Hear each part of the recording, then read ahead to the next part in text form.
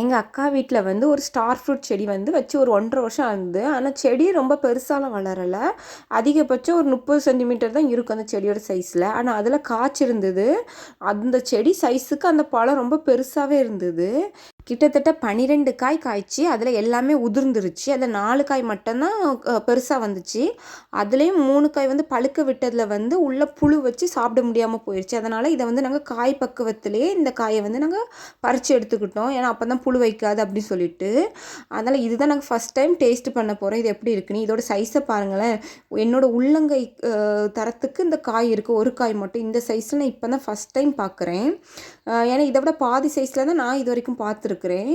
இதை கட் பண்ணி பார்த்து அப்படியே பாருங்களேன், பார்க்க ஸ்டார் மாதிரி இருக்குல்ல, அதனால தான் இதுக்கு ஸ்டார் ஃப்ரூட்னு நினைக்கிறேன். இதை டேஸ்ட் பண்ணால் வந்து நல்லா ஜூஸியாக இனிப்பாக இருந்தது. எங்கள் வீட்டில் வச்சுருந்த செடி இதில் 2 விதம் இருக்குது. இன்னொன்று புளிச்சும் கிடக்கும், அது சாப்பிட முடியாது. இது நல்லா ஜூஸியாக இனிப்பாக இருந்தது. வச்சோடனே வெட்டி வச்ச 1 செகண்ட்லேயே தட்டில் இருந்து எல்லாமே காலியாயிடுச்சு. இது பழுத்தா எல்லோ கலரில் மாறிடும்.